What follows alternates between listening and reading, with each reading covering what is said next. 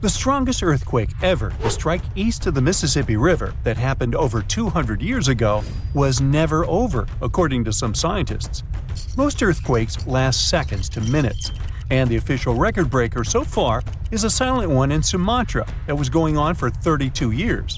This slow slip event triggered a massive quake and a tsunami. So if it's true that the New Madrid earthquake is still sending aftershocks, we'll have a new top name for this sad list. The earthquake started in December of 1811 with a powerful quake in a sparsely populated part of northeast Arkansas. They felt the shaking almost 1,000 miles away in the White House, and the tower bells were ringing in Boston, even further away. It even made the mighty Mississippi flow backward for a few minutes over new waterfalls formed by shifted ground. The town of New Madrid, Missouri, completely disappeared in the disaster. The Earth wouldn't stay still until the end of January the following year, when things got serious again. A massive quake hit, this time near the junction of the Ohio and Mississippi rivers, right in the Missouri boot heel. Geologists believe it was a rupture on the New Madrid Fault, putting even more strain on the nearby Reelfoot Fault.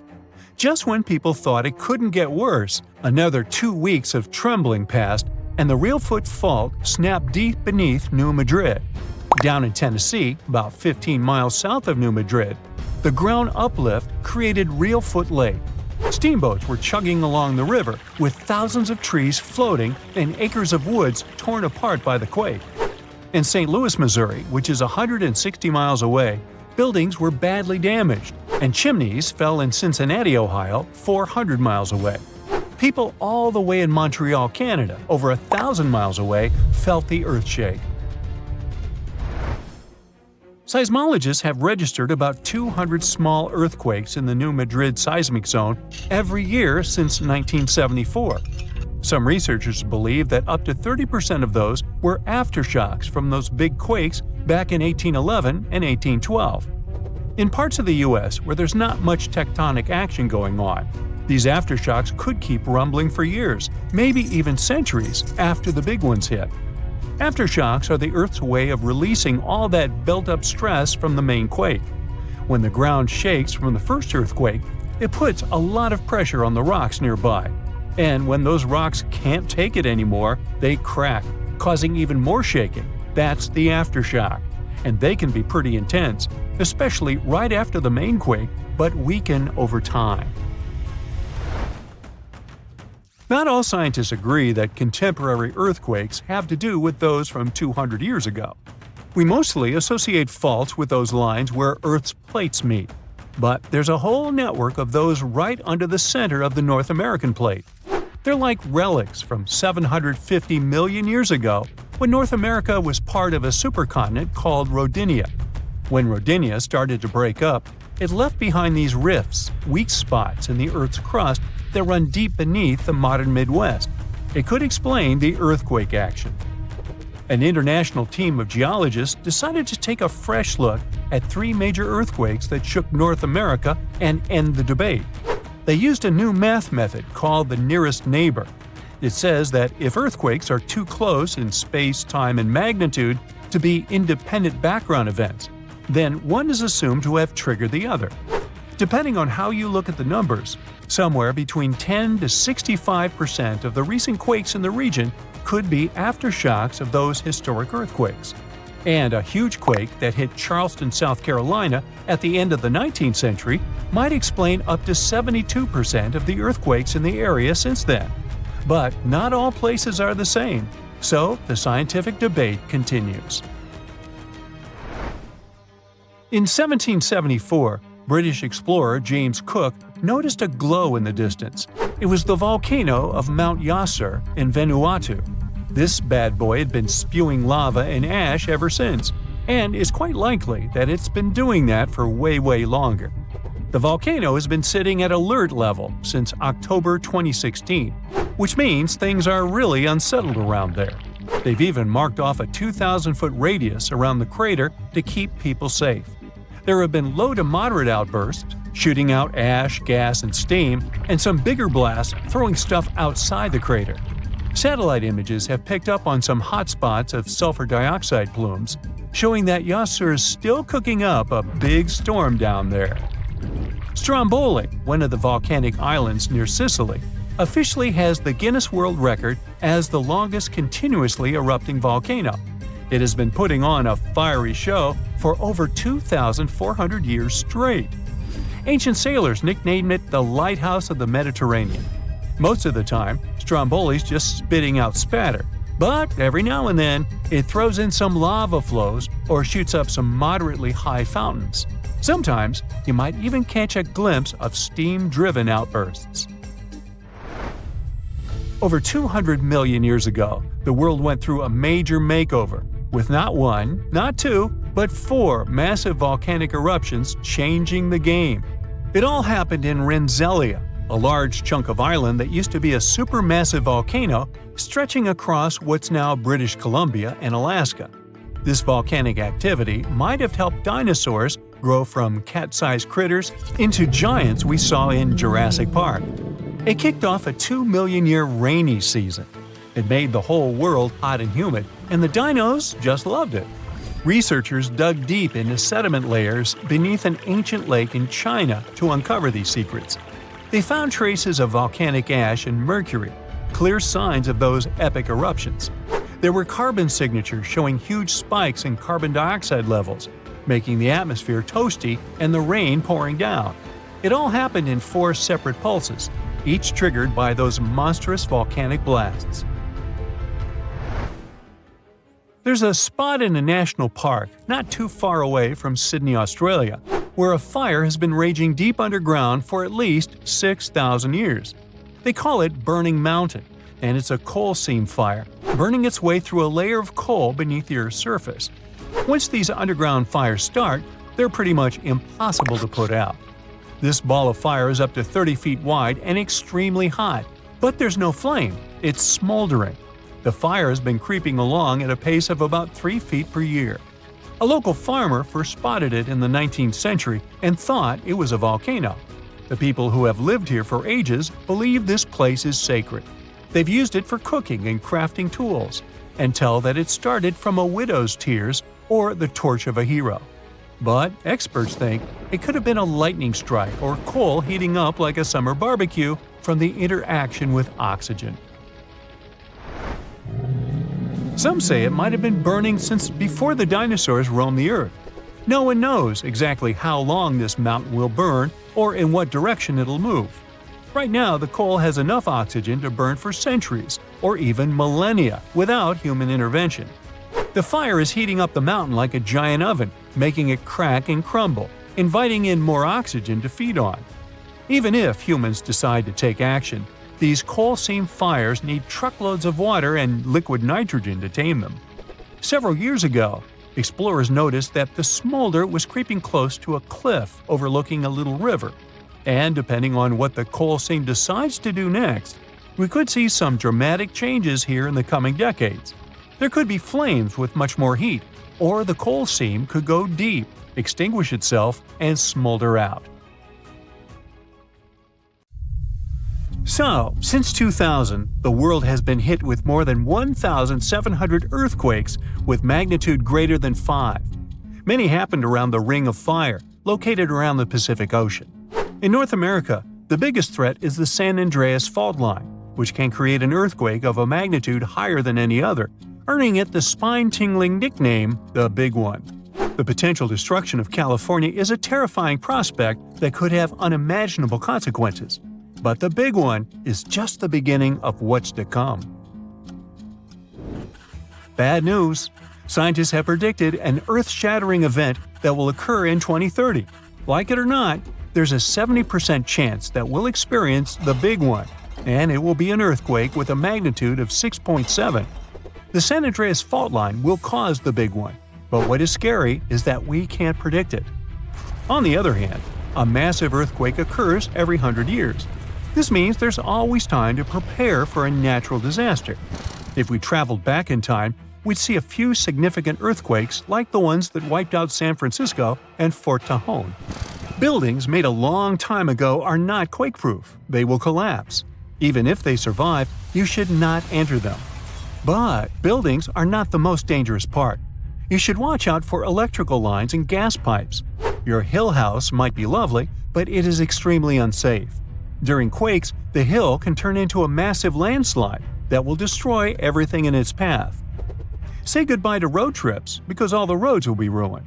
You should have some spare water and food since you won't be able to go to the supermarket. This disaster won't be cheap. It will cost the U.S. around $200 billion to recover from the quake. At least the earthquake will not trigger tsunamis. But there's something it can cause more damage than the big one. The notorious Cascadia subduction zones start in California and ends up all the way in Vancouver, Canada. The San Andreas fault line is nothing compared to this zone. It can wipe the whole coast off the face of the Earth, an example of hyperbole. Subduction zones are tectonic plates forced to be one under the other and constantly pulling apart. One is called the North American Plate and the other is the Juan de Fuca Plate. Zones like these are not to be messed with, since they are terrifying hotspots for earthquake activity and extremely dangerous because they cause massive underwater quakes. But they are underwater, so what can they do to us? Well, they can cause giant tsunamis, flooding cities, and destroying the coastline. Right now, the most active zone is the Ring of Fire. The Cascadia zone might be less active, but it is like a sleeping beast that can wake up and destroy everything in its path, causing a groundbreaking earthquake. The last time all this stress was released was in the year 1700. Unlike the San Andreas quake, this one will cause massive tsunamis and much bigger shocks. Let's hope you'll be camping in an open field at that time, because most buildings and bridges will likely be destroyed. Also, be ready for the aftershocks, as they'll be devastating. Nature won't be spared either. Landslides will change animals' habitats. Even our homes will be changed forever. Luckily, there is a light at the end of the tunnel, and scientists are doing everything they can to ensure our safety. New rules are implemented. Every new building must be able to withstand massive shocks. They're developing modern warning systems, and every new infrastructure must follow strict quake-proof guidelines. The Juan de Fuca and the North American plates are locked together, but they won't stay like that forever. When they unlock, get ready for a massive shake. The closer you are to the epicenter, the more damage you'll experience. But even if you are lucky to be far away, you may still feel the ground shaking for some time. Now, if we compare the Cascadia subduction zone and the San Andreas fault, we'll see how much more dangerous the Cascadia zone is. In 1994, there was an enormous 6.7 magnitude earthquake in the Northridge area, close to the San Andreas fault. Sadly, many people didn't make it, and some were injured. Back then, buildings were not strong and earthquake-proof, and many of them were damaged. The Cascadia subduction zone can potentially cause a magnitude 9 earthquake. A magnitude 6 quake has the power of around 44 million pounds of dynamite, but a magnitude 9 has the power of 44 trillion pounds of dynamite. The strongest ever recorded quake was in Chile. Its magnitude measured 9.5, and it destroyed most everything. So let's say you've survived the quake, but the struggle is far from over. Soon after, a massive tsunami will strike, with waves that might reach up to 100 feet in some areas. That's so unlike the San Andreas earthquake, which can't produce any significant waves. So say goodbye to your beautiful garden, since salt water will destroy trees and plants, changing the environment for a period of time. The only positive thing will be you won't need Halloween decorations, because all those dried-out trees will resemble a ghost forest. The combination of waves, quakes, and the sheer size of the area will make this natural disaster much more dangerous than any caused by the San Andreas fault or the so-called Big One. A quake similar to this happened around 300 years ago. Many more have been recorded in the past 3,500 years, proving that they continually occur every 400 to 600 years. So, technically, we have around 100 to 300 years before the next big one hits. We still have no idea how exactly the Cascadia subduction zone works, because we discovered it in 1970. This zone is super scary because it can cause big earthquakes. It was found by accident when researchers studied the Ring of Fire. They wanted to know if this area had caused any trouble in the past years, and the proof was under their noses. In Washington, there is a horror forest where nothing has been growing for years. When researchers tested the soil, they found a tremendous amount of salt. They put two and two together and concluded that a massive tsunami had been the reason. Experts still didn't know when the forest was destroyed. But Japan kept records of a gigantic earthquake that had a similar effect. It was the one that happened in the year 1700. There is a 1 in 3 chance that the next one will occur in 2050. You must know how to survive the Canadian earthquakes and make it out unscathed, so listen carefully. Those who live in this area have almost no experience with earthquakes like this one. Surviving the quake is relatively easy, but the tsunami coming afterwards is the real danger. After the shake, find the highest ground and go there. Only bring the essentials, like food and water. Yeah, leave your baseball card collection at home.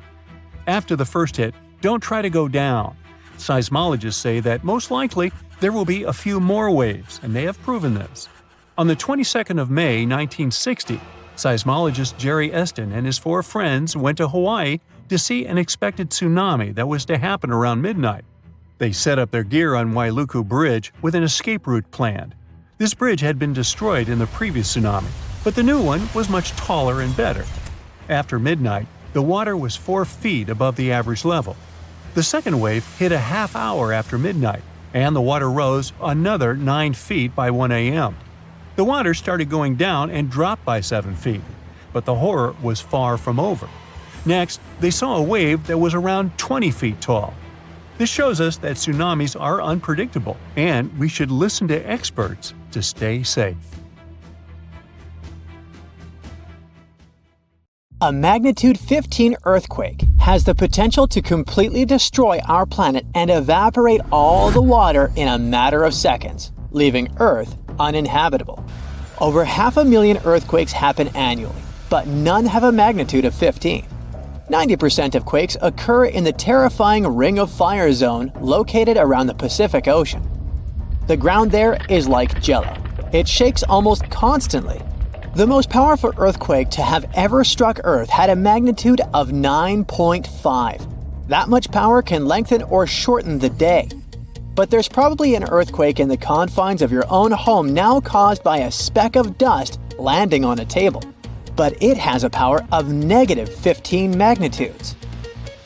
Earthquakes happen when tectonic plates move. They're like Lego pieces that are not properly secured, and when they move up, down, or hit one another, the ground also moves, triggering earthquakes. This tectonic energy acts like a battery.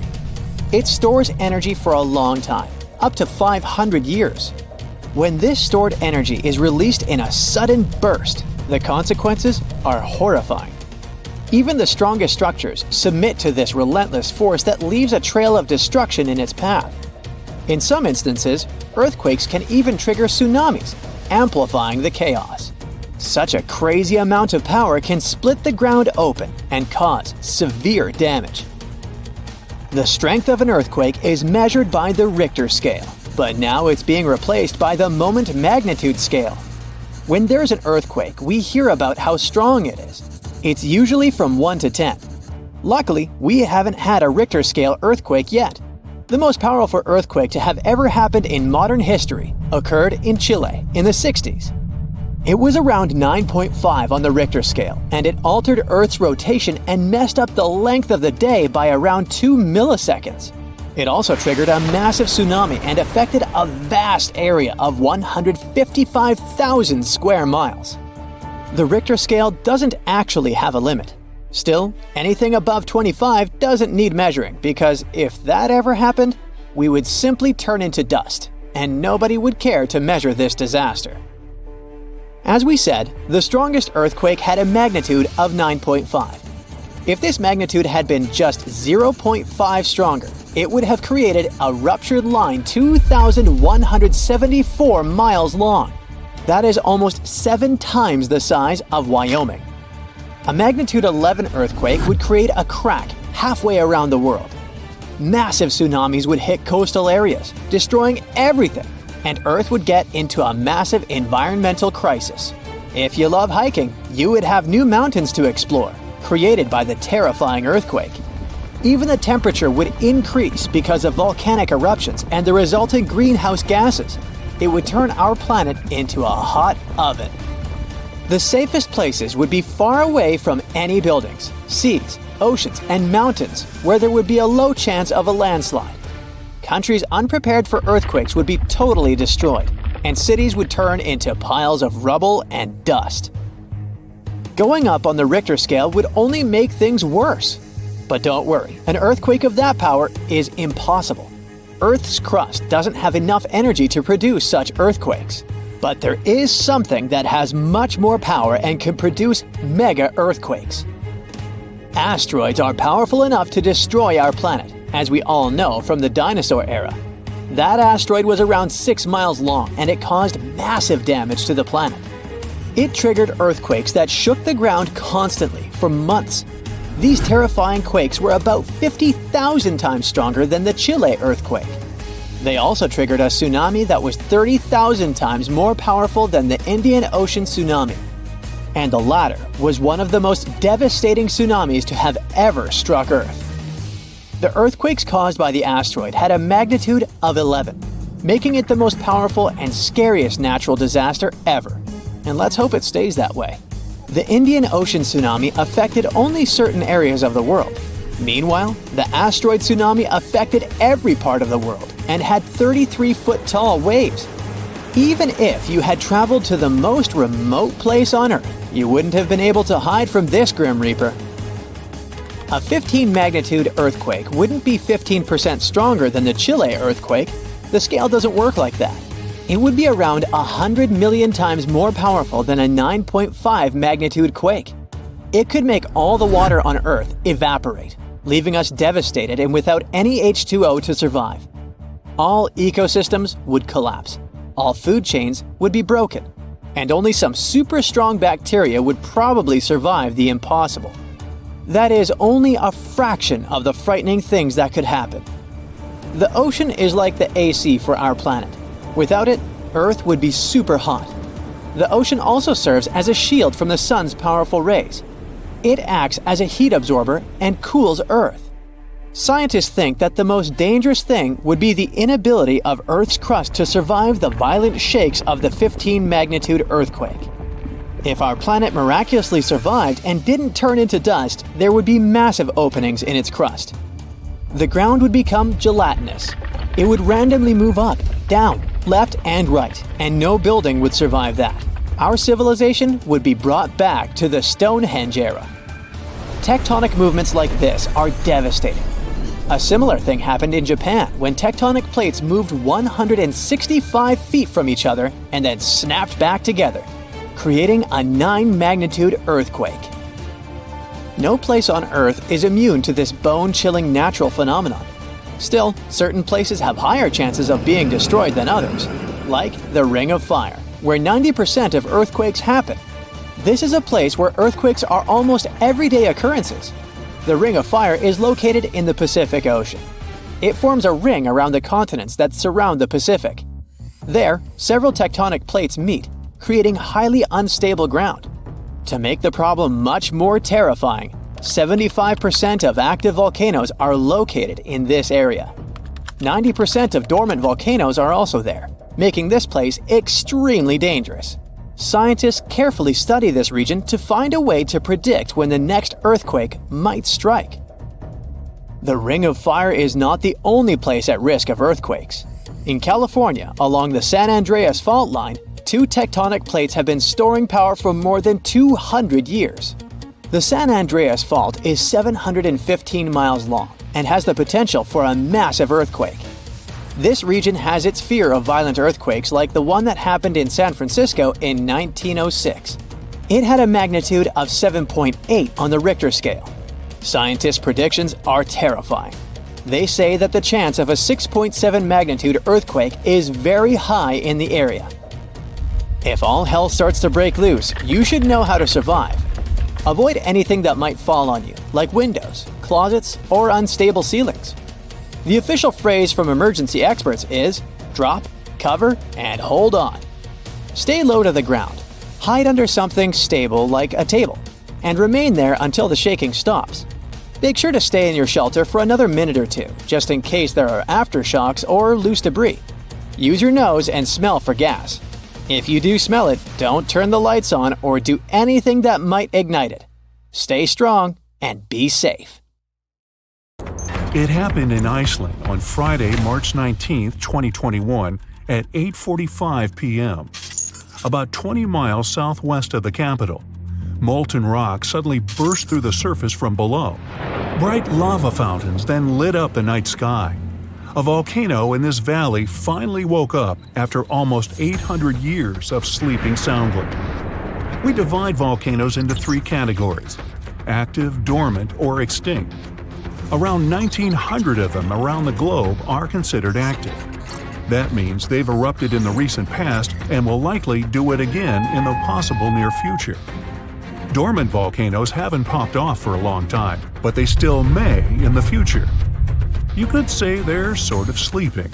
As for extinct ones, those guys haven't done anything in more than 1 million years. The eruption in Iceland wasn't super explosive, and this all happened 6 miles from the nearest town, so everyone was perfectly safe. Many even came to see it up close, while other brave visitors tried to fry eggs and bacon on the lava. Just be careful not to burn your breakfast black. Lava can be over 2,000 degrees Fahrenheit. It burns everything in its path. Yet it also produces some of the most fertile land for agriculture. This eruption gave a relatively small amount of lava at first, but it's been spreading across the valley in different directions, forming a sort of shield that's constantly growing. You can never really predict how fast a lava flow will be until you see it. It all depends on how thick it is and how steep the mountain slope. Lava can ooze slowly at about 20 feet a minute, a fraction of the average person's walking speed. Or it can flow as fast as 30 miles per hour, which even the fastest person on Earth can't outrun. But the lava isn't even the most dangerous thing about volcanoes. That would be the toxic gases spewing from the eruption. And those spread faster and further than the lava flow. Luckily, in Iceland's case, the wind has been blowing these gases away from residential areas. Scientists weren't surprised this volcano erupted. They knew it was coming. Increasingly stronger earthquakes had been shaking this area for the past 15 months. There were 50,000 earthquakes within just the 3 weeks leading up to the eruption. That's 100 per hour. The volcano has been active since March, and geologists say this could last for weeks, months, years, or even decades of constant eruptions in the area. Mount Shasta is in the top 5 most dangerous volcanoes in the U.S., so geologists are keeping a close eye on it. The last eruption was in 1250. I wasn't around then, but this volcano erupts every 600 to 800 years. Which means tick-tock, we're due any day now. About an hour from Portland, Oregon, there's an active volcano that last erupted in the 19th century. Next time it goes off, scientists think it'll produce larger amounts of ash and dust. This could cause an electrical blackout and make water unsafe to drink in the area. But the experts pay close attention to Mount Hood. They'll be able to give plenty of warning so people can react in time. Kilauea is one of the most active volcanoes in the world. It's been erupting almost constantly since 1983, making it also one of the longest eruptions known on Earth. It's the youngest land volcano in Hawaii. Volcanoes can take thousands of years to form, but others can pop up practically overnight. A volcano in Mexico just erupted in an open field in 1943. It started growing from there. Within a year, it was almost 1,500 feet tall. When the eruptions finally stopped 9 years later, the mount had reached a height of over 9,200 feet. Mount Fuji is an iconic symbol of Japan. The last time it erupted was in 1707, and it sent a shower of burning rocks as far as 60 miles away. If a similar eruption happened today, Tokyo would be within that vicinity. Mount Fuji is right on the Ring of Fire, that horseshoe-shaped region in the Pacific Ocean full of active volcanoes and earthquakes. From one end to the other, it's almost 25,000 miles long. It could wrap all the way around the Earth's equator. In January 2020, Taal volcano in the Philippines started spewing lava, sending huge plumes of ash half a mile up into the sky. The eruption even triggered a rare phenomenon, a dirty thunderstorm. That's when the smoke cloud above a volcano produces its own lightning. The chance of volcanic tsunamis was also high. Those are usually caused by tectonic movements that occur because of volcanic activity. Taal has erupted more than 30 times in the last 450 years. This volcano in Ecuador last erupted in 2016. Scientists think it might be showing some early warning signs of magma on the move. This is an active stratovolcano, a specific cone-shaped type with steep sides. They form from sticky lava that doesn't flow that easily. That lava goes around the vent, cooling and piling on itself to form these steep walls. These types are more likely to produce explosive eruptions like the ones we see in movies. Ruapehu is the oldest national park in New Zealand, a volcanic wonderland where you can closely see all those steaming craters, magnificent lakes, and unusual rock formations. It last erupted in 2007 and has had 10 eruptions since the mid-19th century. But eruptions, lava flows, and toxic gases aren't the only danger coming from volcanoes. There's also a thing called lahar, a kind of volcanic mud flow of debris. In between eruptions, snow melts and a lake forms in the caldera. If the last eruption brought mud, ash, and rocks in the lake, it becomes dangerously full. In that case, only a temporary dam holds it back. Indonesia has the biggest number of active volcanoes in the world, including one called Anak Krakatoa. It means child of Krakatoa, and its famous parent isn't far away. A huge tsunami in 2018 partially woke Junior, a scary thought since Senior had one of the most powerful eruptions ever seen on this planet in 1883. Krakatoa's boom was the loudest sound ever heard. People over 2,000 miles away could hear the explosion. The sound wave circled the globe 7 times, and scientists say it's hard to predict this volcano's eruption patterns. Mount Yasur in Vanuatu is one of just a few volcanoes in the world where you can see a lava lake. Tourists even go there to peer over the edge and get a look at the burning, bubbling lake below. Well, except for when the volcanic activity goes to levels 3 and 4 out of 5. That means there are more intense earthquakes, volcanic tremors, or steam, gas, or ash ejections. Then this place is off limits because, duh. This volcano in the DR Congo has the most active and largest lake volcano in the world. And all that lava is unusually fluid, meaning it travels faster and further than the stuff coming out of most volcanoes. It's certainly not amongst the tallest ones, but Ethiopia's Erta Ali is unique in that it has a lava lake almost constantly, which is pretty rare. The locals call it a smoking mountain because its lava lake often causes eruptions. This volcano is near the Danakil Depression, one of the hottest places on our planet. Merupi has been erupting on a regular basis since the mid-16th century. This volcano helps scientists do crucial research on how eruptions work and how they can warn people in time. After it was dormant for a while, this volcano in central Mexico sprang back to life in 1994. Ever since then, it's been producing huge mud flows and strong explosions in unpredictable intervals. In the past, enormous eruptions coming from this giant buried entire cities in pyramids. Imagine staying in a hotel and waking up to the magnificent view of a massive volcano covered in glowing rivers of lava and clouds of ash. When it lets off heat, visitors to this area in Guatemala take a chance to roast some marshmallows there. One of the most active volcanoes on Earth is on a small island north of Sicily. Stromboli has regular explosions, together with glowing lava coming from vents inside the crater. Not too far away is Etna, Europe's most active volcano and one of the biggest continental ones in the world. By the way, Earth definitely isn't the only planet with volcanoes. The largest one in our solar system is on Mars. It would cover the entire state of Arizona, and it rises nearly 3 times higher than Mount Everest. Ooh, don't look down. You have friends over for dinner. You set your drink on the counter and go help your friend set out some desserts. When you get back, you notice the liquid in your cup. It's sloshing around and the ice cubes look like ships on a rough sea. Now you feel it too. On the ceiling, the chandelier is swinging like mad. Then you hear someone scream, "Earthquake!"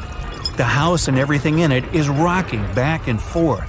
You try to run for cover, but the shaking keeps you stuck in place, fighting to keep your balance. The cabinets look possessed, and glasses and dishes fly out and smash on the floor. The bookshelves topple over, and everything hanging on the walls sways and falls off. You duck under the dining room table, trying not to get hurt on all those broken dishes. Yeah, you've been through earthquakes before, but none like this. Checking your phone? Typical, no signal. You can't believe what's about to happen. The screams get louder, and suddenly the whole house collapses. The biggest earthquake ever recorded happened in Chile in 1960. Disaster came in the afternoon, just when everyone was out enjoying themselves. To cause serious, life-changing damage, you need to have a magnitude of around 7 or so on the Richter scale. This one was 9.5. This part of Chile is smack dab on the so-called Ring of Fire, the most active volcanic and seismic area in the world along the Pacific Rim. The initial shaking lasted around 10 minutes, and after 2 days, many aftershocks were still strong enough to set off a volcano in the south of the country. But that's not where it ended. The earthquake unleashed a series of tidal waves all over the Pacific Ocean, with some reaching over 80 feet high. The waves and earthquake were so strong that they even affected Hawaii, Japan, and the Philippines. It caused around $500 million $1960 worth of damage. Many were left homeless. Much of their infrastructure was smashed too. Buildings as far as the eye could see were toppled, and debris piled everywhere. Scientists estimate that this earthquake was so powerful, it shifted the Earth's axis, making our days 1.26 microseconds shorter. That might not seem like a lot, but think about it. Just one natural disaster was strong enough to make time move. Many of the coastal cities were flattened and floods were widespread. The economy spiraled downward. According to studies, if this earthquake happened today, it caused more than $20 billion in damages. So what would happen if an earthquake twice that size hit without warning? For starters, you'd likely feel the effects even further away. Tidal waves wouldn't just hit the coasts of Japan and the Philippines. They would move even further to China, Korea, Vietnam, and even Australia. And those waves would be significantly higher than 80 feet, perhaps double that. That's like 8 giraffes piled on top of each other, surfing your way. If you lived by the coast, you'd notice the waves. If you saw the water recede way back so you could practically see where all the fish call home, you'd know it was time to run. Chances are that a tsunami's heading your way. Say it really happens. You're caught under the wreckage, not knowing what's going on. You manage to free yourself and escape to the fresh air. And you're not alone, because all the houses in the neighborhood have turned into piles of bricks and rubble. The bridges have also collapsed, leaving people stranded on either side. You look around, dust yourself off, and rush to find help. Fire trucks and ambulances drive between the broken-down cars and rubble. You try to make it to your car, but the aftershocks are still hitting, and you're getting tossed to the sidewalk. With all the cell towers down, you can't call anyone on your phone. Your knees are shaking, but you manage to power through. Once you reach your car, you see it crushed under a boulder, like a giant soda can. You continue on foot and eventually reach downtown. It looks as if some giant got angry and knocked all the buildings down. You push forward and try to see if you can find some help. Without warning, your phone vibrates. You check it and see 1,000 notifications about a 20-magnitude earthquake. You're still shaking, But that's all you. The ground is still for now. Uh-oh. You hear something in the distance, racing towards you. To your right, you see tidal waves as tall as buildings charging at you. Still in shock, not knowing what to do, you now come to your senses and run. You don't even know which way to go. There's a tsunami right behind you, and in front of you are broken down buildings with rocks and concrete still falling everywhere. Wait, there's a building that's somehow still standing. You need to get on top of that thing. You reach the elevator, but it's jammed. Not surprising. You bolt up the stairs as fast as you can, tripping on broken glass and plaster, but always managing to get back up. You look out a window and see the water. It's so close. You're nearly at the top. A few more flights and… whoosh. The water forces its way into the building and drags you down at least 2 floors. You can barely see anything. Still, you know you must swim up. But the water keeps forcing you downwards. After about 30 seconds, you manage to swim your way out and continue climbing to the top. You scramble to the top floor and collapse on the roof. You're safe for now. The tidal wave is still going strong, plowing its way through the ravaged city center. Your phone is now waterlogged and useless. You have a perfect 360-degree view of your town covered in water and debris. The ground starts to shake again. Maybe you'll just sit around until this is all over, waiting for the rescue helicopter. But then, a loud explosion that almost breaks your eardrums shakes the ground even more. Off in the distance, smoke is rising, and soon it covers the entire sky. Darkness hides the morning sun. That's when you can see lava shooting up into the air and landing nearby. The lava forms into a river, flowing its way into town block by block. With this much seismic movement and the high intensity of the earthquake, the world's tectonic plates have shifted so that magma is pushing its way to the surface. From the earth, steam begins to vent. Then the heat hits you. You see the magma cover the ground like a blanket, eating up every car in its way. What's worse is that the magma is melting the foundations of the buildings that managed to withstand the earthquake and the tsunami. The buildings in the distance are now sinking and collapsing into the raging lava pool that's replaced your town. One by one, every building descends. That means, uh-oh, the building where you're standing is also swaying. It's about to fail. That's when you see the light. You look up and see a helicopter above in the distance. You wave your arms, run around, jump, anything to get noticed. And it works. The chopper makes a few circles and finally drops you a rope ladder. As you're lifted in the chopper, you take a good look at the world below you as it wriggles around like noodles in a strainer. You land a few miles out and are immediately treated by a doctor in an emergency triage center. You were one of the lucky ones. A year later, the tsunami water has receded. The lava that flowed inland has cooled, but all that magma permanently changed the ground below it, and the whole town is gone. The disaster has thrown the entire country into a financial nightmare that'll last decades. It takes months to survey the town, making sure there's no dangerous electrical wires or busted gas pipes anywhere.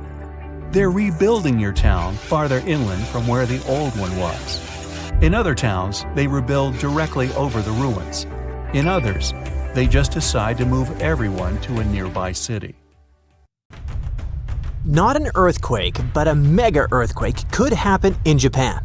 It's scarier, bigger, and more destructive than ordinary tremors. However, the problem is that it will occur underwater, which means it will trigger a giant tsunami 100 feet high. A column of water nearly as high as a 10-story building will collapse on coastal cities, wiping out hundreds of houses. The water flow can destroy everything in its path like a bowling ball that knocks down pins. And then another wave may come, and another one. Anyone who is at risk should be on their guard. How to survive? You'll find out later in this video. But first, let's find out what a mega earthquake is. This is an earthquake with a magnitude 9 or more. This is a very rare phenomenon, and it depends not on the power of the shock, but on the length of the fault where it occurs. The longer the fault, the stronger the earthquake. But what are these faults? These are cracks in the rocks of the Earth's crust that move relative to each other. Imagine a large puzzle where every detail is a giant tectonic plate. When one part of the puzzle moves away from another or when they collide, that's when earthquakes begin. If the fault between the parts is long, then the magnitude of the earthquake is great. The largest mega-earthquake ever recorded occurred on May 22, 1960, in Chile. The fault was almost 1,000 miles long. It's almost half the way between Chicago and Los Angeles. And now, a similar mega-earthquake can happen, underwater. That's how it all started. Last year, on August 8th, at 4:42 p.m., an earthquake with a magnitude of 7.1 occurred in southern Japan. The tremors appeared off the coast of the mainland island of Kyushu. Everyone was terrified as they expected a large tsunami to appear. But fortunately, they faced only a small wave. It collapsed on the shore, but didn't destroy buildings. About 15 people got hurt, which is sad, of course, but it could have been worse. It seemed that the disaster had passed. The residents breathed a sigh of relief. However, after that, the Japan Meteorological Agency sent a warning about a possible mega-earthquake that could be incredibly devastating. A previous earthquake of 7.1 magnitude could be a harbinger of an impending catastrophe, a disaster that could affect 250,000 people. As soon as people heard this, they ran to buy groceries. Increased demand and a slight panic led to shortages of rice and several other basic products. People were stocking up on food and preparing for the worst. But a week later, the Japan Meteorological Agency canceled the warning. It turned out that the small tsunami on Kyushu Island was not a harbinger. No one knows whether a mega-earthquake and tsunami will happen in this region, but the chances are very high. To understand the nature of this danger, we need to dive underwater in a place called the Nankai Trough. It is a 500-mile-long underwater fault that runs almost parallel to the Pacific coast of Japan. This is where the two giant sections of the Earth's crust meet, the Philippine Sea Plate and the Eurasian Plate. And the Philippine Plate is subducting and slowly slipping under the Eurasian Plate, on which Japan is partly located. During this movement, the plates get stuck, accumulating energy. Afterward, when they move and align again, they release a powerful burst of energy. And this energy is capable of causing one of the most powerful earthquakes in the world. Experts report that the probability of a mega-earthquake and a tsunami is about 80%. Over the past 1,400 years, mega-earthquakes have occurred every 100 to 200 years in this region. The last time this happened in Japan was in 1946. The entire country felt a powerful tremor that destroyed 36,000 houses in the southern part of Honshu Island. Every year, the probability of a repeat of this disaster increases by 1%. And do you know how many years have passed? 79. According to experts, a mega-earthquake with a magnitude of 8 to 9 can trigger a tsunami that will flood small islands off the coast of Japan. And areas with large populations on the islands of Honshu and Shikoku can be flooded in minutes. Hundreds of thousands of people are at risk. It can be billions and even trillions of dollars worth of damage. According to some reports, about 530,000 people may lose their homes. To save lives, the country needs to carry out a large-scale evacuation. But the problem is that no one knows the exact date. In general, no one in the world can predict in advance when the next big earthquake will occur. In the case of the Nankai Trough, it can happen in a few days, or a few years, or even centuries. So, what should people do? Prepare. Japan has been experiencing earthquakes for a long time, so the country has learned to survive a disaster with minimal losses. Almost every building in Japan is equipped with dampers, which are devices that suppress any vibrations and make houses more resistant to shaking. In addition, on the shores of Japan, residents have built long and high shields that don't allow powerful waves to break through to land. Japan also has an advanced earthquake warning system. It's impossible to predict powerful seismic activity in a few days or weeks, But it's possible to detect small tremors that may portend an impending earthquake. Special devices monitor seismic signals and transmit the data to certain programs. Then, they evaluate the magnitude and intensity of the tremors and send warnings to people's phones. This can save seconds and even minutes for locals to reach the nearest shelter in time. These systems are also used to slow down the speed of trains, to stop work at factories, hospitals, and office buildings. It's much safer for a train driver to slow down during an earthquake than to rush forward at full speed. But what if you're on the street and you can't hear your phone messages? How to act in case of disaster? This applies not only to Japan, but also to any place where a tsunami or earthquake may occur. To survive a tsunami, you need to prepare for it long before a big wave hits. It's very important to have good relations with neighbors, be friendly with them, help them, and treat them well. In times of trouble or disaster, it's great to have people with whom you have a good relationship. They can help you get out of a difficult situation, and you can also help them. Be kind and compassionate to people. This way, it's much easier to survive any disaster. Prepare a backpack with necessities in advance. These are a first aid kit, canned food, flashlights, a battery-powered radio, and bottled water. All this will not only save your life, but will also help other people in trouble. So if you feel an earthquake start, immediately run for cover. If you're at home, try to stand against a wall closest to the center of the building, or crawl under heavy furniture that stands firmly on the floor, such as a desk or a regular table. Stay away from windows and front doors, and never use an elevator. If you're on the street, don't come close to power lines and any objects that may fall. During a tsunami, you may need to get as high as possible to avoid getting swallowed by water. Stay as far away from the shore as you can, and don't go down until you're sure it's safe. But how can you find out about an approaching wave if you haven't received the warning? When a tsunami approaches the shore, you will hear a roar similar to the rumble of a passing train or plane. If there's no elevation nearby, then try to get to the upper floors. It must be at least the third floor, but it has to be a building that can resist a tsunami, such as a massive house made of concrete. If there are no such high buildings nearby, try to climb a massive tree. When the disaster is over, look around and find those you can help. Listen to messages from rescuers via radio or TV. If all is well, then you can deal with the consequences. Yes, there's a lot of work ahead, but you've survived and helped others survive. And that's the most important thing. Before an earthquake shakes the ground, something sneaky might happen first. A slow, quiet movement with no shaking at all.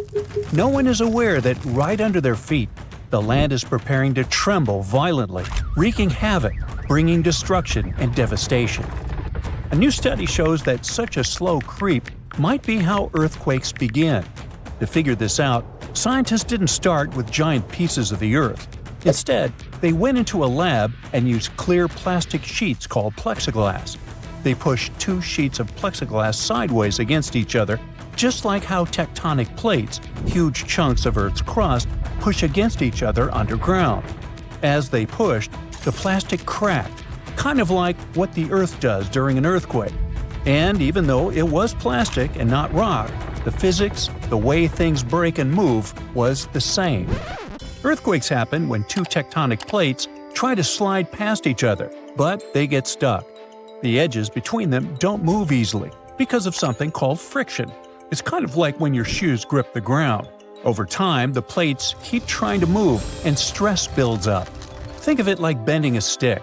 At first, it doesn't break, but if you keep pushing, it will eventually snap. The spot where the plates are stuck is called a fault, and there's a thin, brittle part in that fault. By brittle, I mean that it doesn't bend, it just breaks. Here's how it happens. First, a tiny crack forms. It's small and moves slowly. There's no shaking yet, but something is already happening under the surface. The crack spreads, building up more energy. When it finally reaches the edge of the brittle zone, boom! It speeds up, suddenly racing forward really fast, almost as fast as sound, and that's when the Earth starts to shake. So scientists decided to find out how that very first crack starts. They conducted their experiment, whose setup was similar to a type of fault in the real world called a strike-slip fault, like the San Andreas Fault in California. Even though the materials, plastic versus rock, are different, the way cracks form and move is exactly the same. The experiment has helped scientists understand that earthquakes don't always start suddenly. Sometimes there's a slow, quiet start, like a warning sign before the big quake. This early stage of an earthquake is called a nucleation front. It's like a seed of a crack, gently creeping through the material long before any actual rupture happens. This quiet and slow movement doesn't release energy into the surroundings. At first, scientists thought of cracks as simple one-dimensional lines, like a straight tear in paper. But something didn't add up. The slow-moving nucleation front wasn't behaving like a normal fast-moving crack, and it wasn't clear why or how it suddenly sped up and became an earthquake. The answer came when scientists realized they had to think in two dimensions instead of one. Instead of imagining the crack as just a fine line, they began to think of it as a patch, like a growing circle, that starts at the surface where two materials touch. As this patch spreads out, more material along its edge has to break. The important thing here is that the energy needed to break the material is related to how long the patch's edge or perimeter becomes. The bigger the perimeter, the more energy it takes to keep breaking.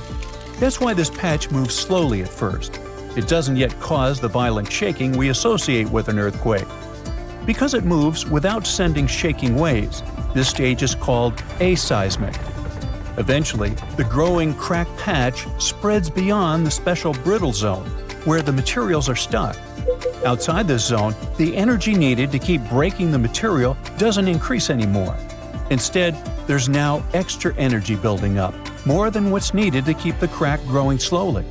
This extra energy doesn't stay quiet. It suddenly powers the crack to move much faster, turning it into a full-speed rupture. That's the moment when the earthquake begins and the ground starts to shake. These findings help explain how earthquakes might start off slow and silent before quickly turning dangerous. They show that small, slow cracks can suddenly transform into powerful, fast-moving ruptures if the conditions are right. Scientists believe that they can learn to detect the aseismic stage before a crack speeds up. It might one day be possible to predict earthquakes, or at least understand the warning signs better. Now, even though earthquakes are only the third most common type of natural disaster, they cause the highest number of fatalities. NASA plays an important role in studying earthquakes by using satellites that orbit the Earth.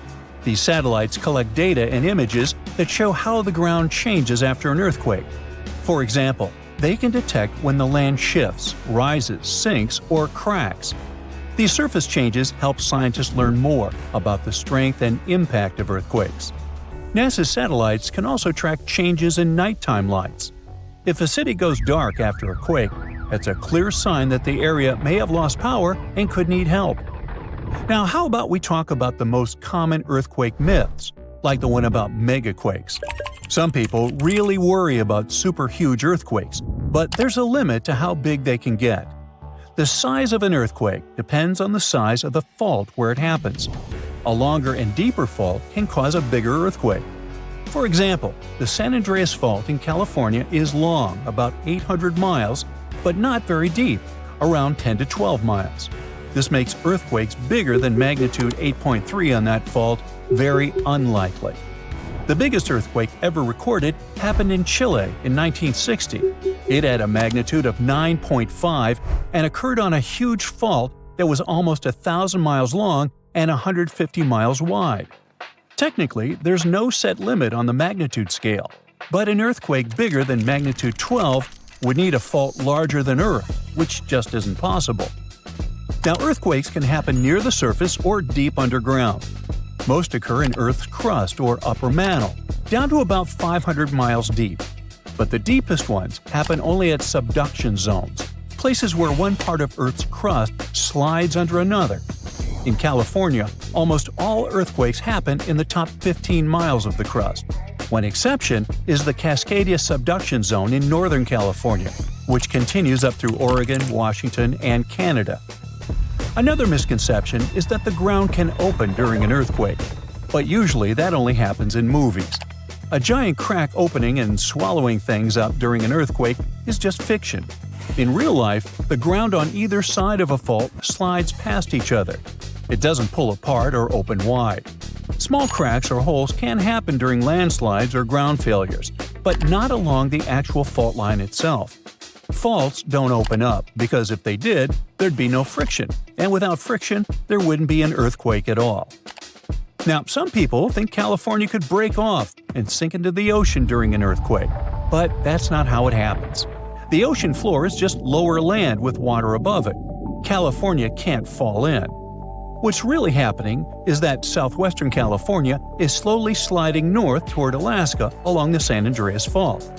The Pacific Plate, which California sits on, is moving about 2 inches per year, about as fast as your fingernails grow. So, in about 15 million years, Los Angeles and San Francisco could be neighbors. And in 70 million years, Los Angeles might be sitting near Alaska. I can't wait. People often wonder whether an aftershock can be bigger than the earthquake itself. Aftershocks are smaller earthquakes that happen in the same area after a larger one. They're like our planet's way of settling down after the main shock. But if an aftershock turns out to be bigger than the first earthquake, then we call the bigger one the main shock, and the earlier one becomes a foreshock. About 5 to 10% of earthquakes in California are followed by a stronger one within a week. It's also possible for 2 quakes in the same area to be about the same size. However, very large earthquakes are rare, so it's even rarer to see 2 huge ones happen close together.